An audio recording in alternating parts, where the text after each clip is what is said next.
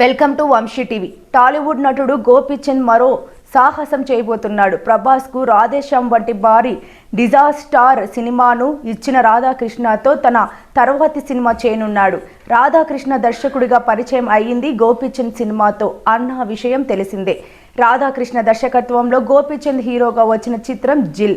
UV creations నిర్మించిన ఈ చిత్రం 2005లో విడుదలై మంచి విజయాన్ని అందుకుంది. ఇక ఈ సినిమా ఇచ్చిన విజయంతో రాధాకృష్ణ ప్రభాస్తో రాధేశ్యామ్ సినిమా చేశాడు. కానీ ఆ సినిమా బాక్స్ ఆఫీస్ వద్ద అట్టర్ ఫ్లాప్ గా నిలిచింది. అయితే చాలా రోజుల తర్వాత రాధాకృష్ణ సినిమా చేయబోతుండగా ఈ మూవీలో గోపీచంద్ హీరోగా నటించినట్లు సమాచారం.